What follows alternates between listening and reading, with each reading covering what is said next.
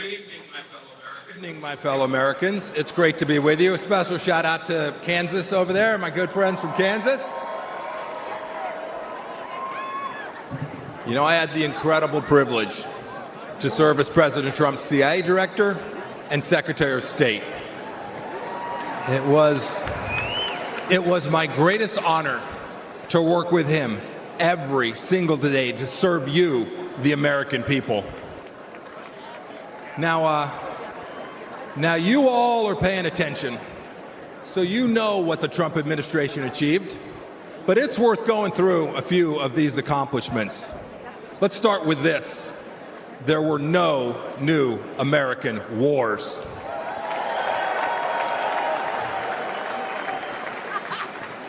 Our border, our southern border, closed.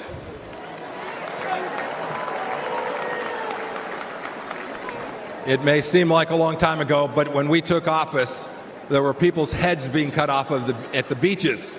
We destroyed ISIS and its caliphate. And you know, here's another fun fact. We never lost our Secretary of Defense for 2 weeks either.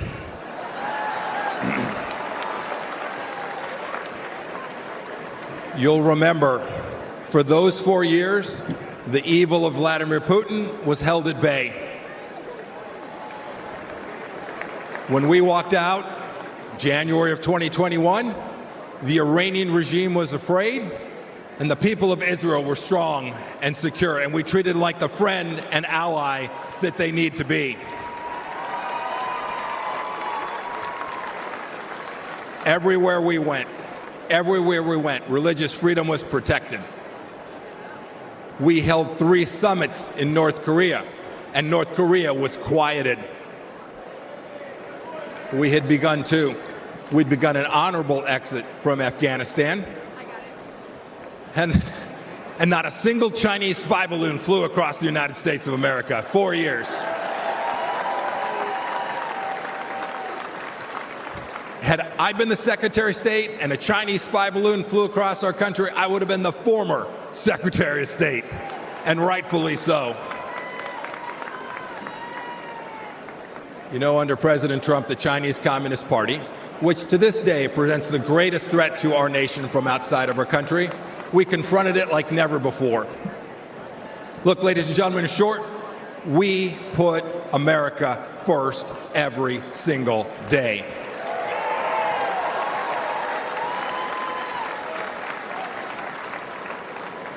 "42 months on, what has Joe Biden and Kamala Harris done?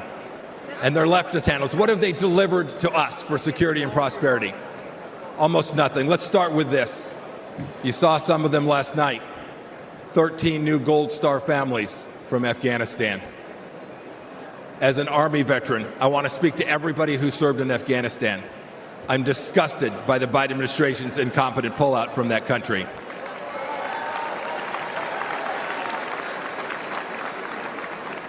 To those of you who served there, know this. Know that your service was honorable, that you saved American lives, and that the Pompeos love and admire you for what you did for America. Thank you, and God bless each and every one of you.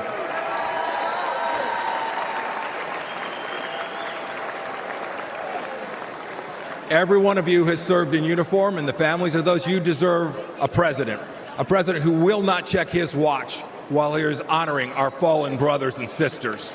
It was indecent. And of course, it was that very weakness we saw in Afghanistan that prompted Putin's butchery in Ukraine. Last week, we saw what it meant. A children's hospital bombed, innocents killed. It did not have to be. And now, of course, a second war in Gaza. President Biden won't even talk about the fact that Americans are still being held there by the Iranian regime. Contrast that with what we did when Americans were wrongfully held. President Trump sent me to North Korea to bring home 3 American pastors. We brought them home.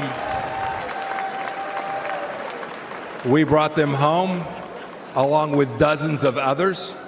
dozens of other hostages, and we did so without paying one single penny to the terrorists.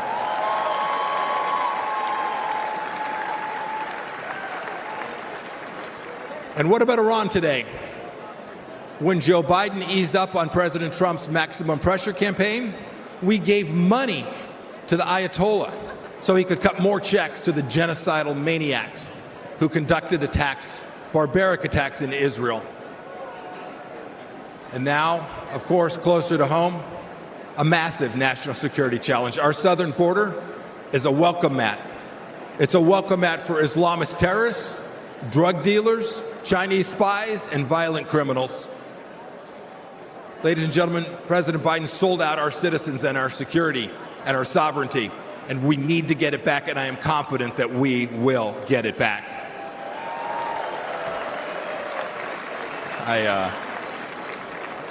I had this incredible privilege to serve as your top diplomat. I saw how the world always looks to our nation as the unrivaled example of what a free society should look like. But unfortunately, President Biden struts the global stage. Maybe I should say he shuffles the global stage. He talks a big game about American values. But what's he done at home? What's he shown the world? What have he and his leftist base actually shown other nations? He's censored free speech here at home. He's put woke into the military that I and you so desperately love. We must reclaim it. He put it in our schools as well. He's weaponized the justice system against our political opponents. And even to this day, as we sit here today, he and Vice President Harris are providing appeasement to the pro-Hamas radicals on our streets here inside the United States. And even worse, today this administration treats illegals better than our own citizens. That is indecent. And the entire administration has failed to tell us the truth that we all know and is so dangerous to our nation. The truth that Joe Biden can't handle that 3 a.m. phone call. Indeed, he won't take a phone call after about 4 p.m. My call to you tonight is really straightforward. It's really simple. We can't trust the Biden administration, and that means we have work to do to uphold American values. It is up to those of us in the room tonight and those of you watching tonight. Donald Trump will every day, I saw it firsthand, he will put America first. So let's do what's right and what's important. Let's elect a president who isn't ashamed of our nation and will never apologize for our country. And when we do, we will put a strong America First leader back in the White House. We'll re-elect Donald J. Trump, and we will make America special, exceptional, and of course, great again. Thank you. God bless you. God bless our veterans and the United States of America. Thank you all.